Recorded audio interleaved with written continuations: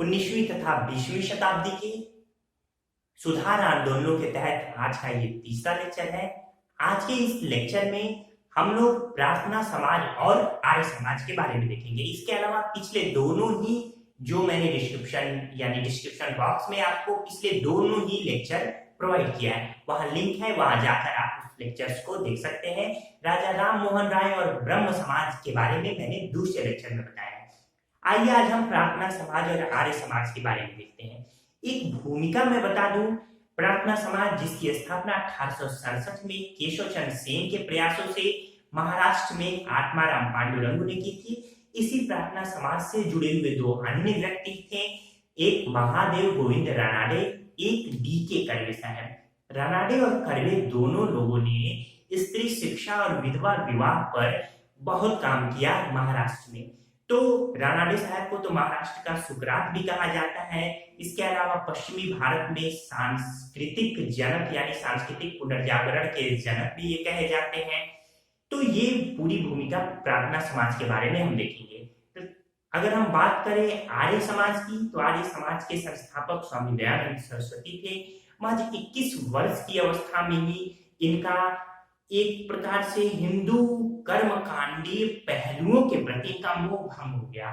एक संवाद महाशिवरात्रि के दिन इन्होंने देखा कि एक चूहा शिव जी के जो ऊपर एक फल चढ़ा हुआ था, उसे यानी लड्डू चढ़ा हुआ था, उसे लेकर वो जा रहा है। तो इसे देखते हुए स्वामी दयानंद सरस्वती जी काफी विचार में चले गए कि ईश्वर अपनी रक्षा खुद नहीं कर सकता है। तो स्वामी दयानंद सरस्वती जी के इन विचारों के आधार पर उन्होंने घर त्याग दिया। स्वामी दयानंद सरस्वती जी काफी दिनों तक इधर उधर भटकते रहे। अंततः उन्होंने वेदों की शिक्षा ग्रहण की और पुनः वेदों की ओर चलो यानी पुनः वेदों की ओर दौड़ो का नारा दिया। तो आइए आज के लेक्चर को हम आगे बढ़ाते हैं। तो इस तरीके से यहाँ पे आप देख सकते हैं कि 1867 में प्रार्थना समाज की स्थापना आत्माराम पांडुरंग ने की थी। महादेव गोविंद रानाडे पांडुरंग के सहयोगी थे। महाराष्ट्र के सुकरात भी कहे जाते हैं महादेव गोविंद रानाडे। इन्होंने 1871 में सार्वजनिक समाज की स्थापना की थी। रानाडे ने प्रार्थना समाज मुख्य रूप से जो अछूत थे, जिनके साथ काफी भेदभावपूर्ण व्यवहार किया जा रहा था और दलित समाज था, उसके उद्धार के लिए प्रार्थना समाज की स्थापना हुई थी। प्रार्थना समाज द्वारा गठित 3 महत्वपूर्ण संस्थाएं दलित जाति मंडल, समाज सेवा संघ और Deccan education society. Deccan education society की स्थापना 1884 में महादेव गोविंद रानाडे ने की थी। इसके बाद से रानाडे और कर्वे को देख लेते हैं। रानाडे साहब को पश्चिमी भारत में सांस्कृतिक पुनर्जागरण का अग्रदूत कहा जाता है। 1891 में 1891 में वीडो रीमैरिज एसोसिएशन का गठन किया था रानाडे साहब ने। इनके प्रमुख सहयोगी धोधो केशव कर्वे यानी डी.के. कर्वे साहब हैं। तो इस तरीके से विधवा विवाह पर बहुत ज्यादा काम किया, विधवा विवाह को समर्थन प्रदान किया था रानाडे और कर्वे साहब ने। विधवा आश्रम संघ यानी विडो होम की स्थापना पुणे में कर्वे साहब ने की थी 1899 में। कर्वे साहब खुद एक विदुर थे। उन्होंने 1893 में एक विधवा से विवाह किया था। फर्ग्यूसन कॉलेज के आचार्य रहे थे कर्वे साहब। स्त्री शिक्षा के लिए कर्वे ने 1916 में बंबई में प्रथम भारतीय महिला विश्वविद्यालय की स्थापना की थी। इसके अलावा पुस्तक एक आस्तिक की धर्म याग था। पूछा जाता है कि एक आस्तिक की धर्म याग था, ये पुस्तक किसने लिखी है? महादेव गोविंद रानाडे ने लिखी है। गोपाल कृष्ण गोखले जी के राजनीतिक गुरु कौन थे? रानाडे साहब। प्रश्न पूछे कि गोपाल कृष्ण गोखले जी के राजनीतिक गुरु कौन थे? महादेव गोविंद रानाडे। और महात्मा गांधी जी के राजनीतिक गुरु तो गोपाल कृष्ण गोखले। इसके अलावा दक्षिण भारत में प्रार्थना समाज के प्रचार प्रसार का श्रेय किसे जाता है? ये इंपॉर्टेंट क्वेश्चन है। वीरेसलिंगम पुंटुलू तेलुगु भाषी थे। फिर याद रख लीजिए वीरेसलिंगम पुंटुलू, याद रहेगा। चलिए, पंजाब में दयाल सिंह जी ने प्रार्थना समाज को आगे बढ़ाया था। दयाल सिंह कॉलेज की स्थापना इन्होंने 1910 में की थी। तो इस तरीके से ये प्रार्थना समाज की पूरी भूमिका रही। अब हम आते हैं आर्य समाज पे। स्वामी दयानंद सरस्वती जी ने 10 अप्रैल 1875 को आर्य समाज की स्थापना की थी। इनका बचपन का नाम मूल शंकर था। ये एक ब्राह्मण परिवार से संबंध रखते थे। 1845 में महज 21 वर्ष की अवस्था में इन्होंने गृह त्याग दिया। 3 वर्ष बाद दंडी स्वामी पूर्णानंद से संन्यास की शिक्षा ग्रहण की। दंडी स्वामी पूर्णानंद जिन्हें ही इन्हें दयानंद सरस्वती नाम दिया था। इसके बाद ये घूमते फिरते अंततः मथुरा पहुंचे, जहां 1861 में इनकी भेंट विरजानंद स्वामी से हुई, जो कि नेत्रहीन थे। विरजानंद स्वामी जी से काफी प्रभावित हुए। उन दयानंद सरस्वती जी ने विरजानंद स्वामी जी को अपना गुरु मान लिया और वेदों की दार्शनिक व्याख्या का ज्ञान विरजानंद स्वामी जी से ही प्राप्त किया। इसके बाद इन्होंने पुनः वेदों की ओर लौटो का या पुनः वेदों की ओर चलो का नारा दिया था।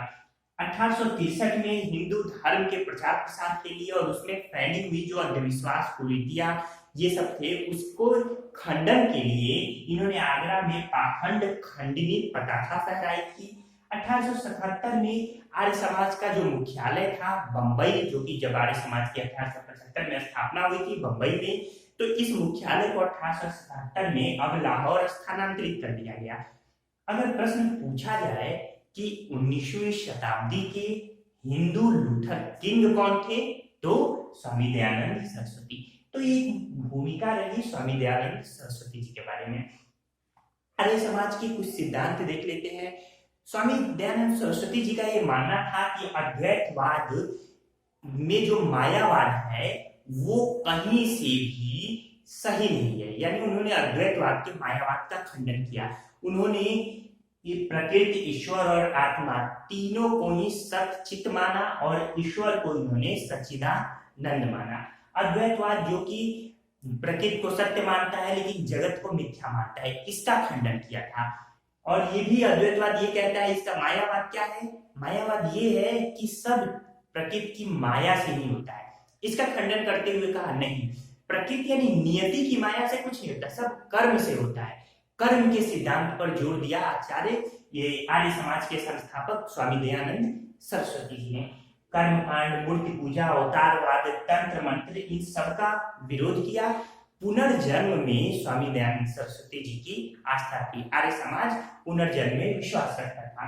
इसके बाद धार्मिक क्रियाकलापों के अलावा सामाजिक क्रियाकलापों पर सामाजिक सुधार की ओर भी विशेष ध्यान दिया था सरस्वती जी ने, जिसमें बाल विवाह, पर्दा प्रथा, दहेज, बहुविवाह, छुआछूत, इन जातिवाद, इन सब तरह की कुरीतियों का पुरजोर विरोध किया। तो ये आर्य समाज के बारे में एक और भूमिका रही।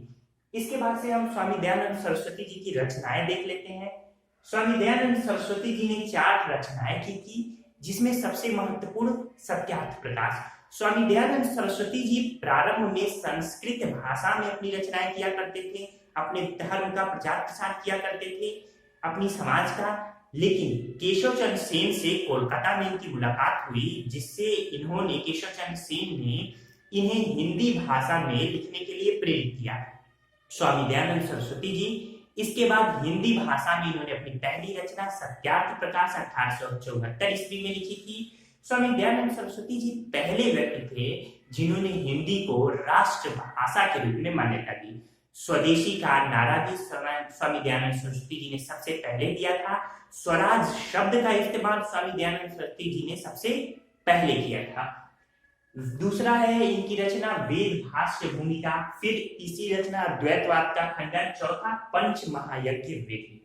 तो ये 4 रचनाएं इनकी प्रमुख हैं। इसके बाद से इन्होंने शुद्धि आंदोलन चलाया था। उस समय तत्कालीन समय में मैंने पिछले लेक्चर में बताया है कि ईसाई धर्म अब अन्य हिंदू और मुस्लिम धर्म वाले लोग को अपने धर्म में आकर्षित कर रहे थे और बड़े पैमाने पे धर्म परिवर्तन करा रहे थे। इसी के मद्देनजर स्वामी दयानंद सरस्वती जी ने शुद्धि आंदोलन चलाया कि जो भी अन्य धर्म में पहले हिंदू था, अन्य धर्म में अगर परिवर्तित हो गया हो, कन्वर्ट हो गया हो, तो वो एक शुद्धिकरण प्रक्रिया द्वारा पुनः हिंदू धर्म में वापस लौट सकता है। इसी क्रम में 1882 में गायों की रक्षा हेतु गौ रक्षणी समिति की स्थापना की थी। इसके बाद इनकी मृत्यु 30 अक्टूबर 1883 में अजमेर में हो गई। इनकी मृत्यु के बाद इनकी मृत्यु से पहले ही स्वामी दयानंद सरस्वती और जो आर्य समाज के अन्य प्रबुद्ध लोग थे, जैसे लाला हंसराज, लाला लाजपत राय, इनमें शिक्षा के माध्यम को लेकर थोड़ा विवाद हुआ। दयानंद सरस्वती राष्ट्रभाषा यानी हिंदी में शिक्षा देना चाहते थे, लेकिन ये लोग यानी लाला लाजपत राय और लाला हंसराज, ये दोनों लोग शिक्षा का माध्यम अंग्रेजी चाहते थे। इनकी मृत्यु के बाद, स्वामी दयानंद सरस्वती जी की मृत्यु के बाद 1886 में दयानंद एंग्लो वैदिक कॉलेज यानी डीएवी कॉलेज की स्थापना की लाहौर में लाला हंसराज और लाला लाजपत राय जी ने। 1902 में आर्य समाज से संबंधित स्वामी श्रद्धानंद जी ने हरिद्वार में गुरुकुल कांगड़ी विश्वविद्यालय की स्थापना की थी। पहले व्यक्ति जिन्होंने भारत भारतीयों के लिए है का नारा दिया, ये किसने कहा था? एनी बेसेंट ने। एक महत्वपूर्ण ये पॉइंट है, ध्यान रखिएगा कि किसके संदर्भ में एनी बेसेंट ने कहा था कि भारत भारतीयों के लिए है। यह नारा सबसे पहले किसने दिया था? तो स्वामी दयानंद सरस्वती जी ने। तो इसे याद रखिएगा कि पहले व्यक्ति जिन्होंने भारत भारतीयों के लिए है का नारा दिया, ये वाक्यांश किसका है? एनी बेसेंट का है। किसके संदर्भ में है? स्वामी दयानंद सरस्वती जी के संदर्भ में है। फिर अगला है कि आर्य समाज को भारतीय शांति का जन्मदाता कहा था 1907 में वैलेंटाइन शिरोल ने कहा था। उन्होंने अपनी पुस्तक इंडियन अनरेस्ट में भी कहा था। ये जो शिरोल साहब ने भारतीय शांति का जन्मदाता कहा था, ये अलग से भी मैं बताऊंगा, किसी अन्य व्यक्ति के संदर्भ में भी कहा था। चलिए ठीक है, ये आपके लिए मैं छोड़ देता हूं। आप कमेंट करके बताइए कि ये किस अन्य व्यक्ति के लिए इन्होंने यह वाक्यांश शिरोल साहब ने कहा था। आइए आगे देखते हैं। आर्य महिला समाज की स्थापना पंडिता रमाबाई ने की थी 1881 में पुणे में। 1889 में महिलाओं की शिक्षा हेतु पंडिता रमाबाई ने शारदा सदन की स्थापना की, जबकि निराश्रित महिलाओं के आश्रय हेतु मुक्ति सदन की स्थापना की। तो इस तरीके से ये पूरी भूमिका मैंने आपको दी। प्रार्थना समाज, आर्य समाज के बारे में, डीके कर्वे साहब के बारे में बताया, रनाडे साहब के बारे में बताया, इसके अलावा स्वामी दयानंद सरस्वती जी के बारे में बताया, पंडिता रमाबाई के बारे में भी महत्वपूर्ण बातें मैंने बताई। तो उम्मीद है आपको ये लेक्चर पसंद आया होगा। अगर आप हमारे चैनल पे नए हैं तो चैनल को सब्सक्राइब करना ना भूलिए। इसके अलावा अगर वीडियो पसंद आया हो तो एक लाइक जरूर कीजिए। धन्यवाद दोस्तों।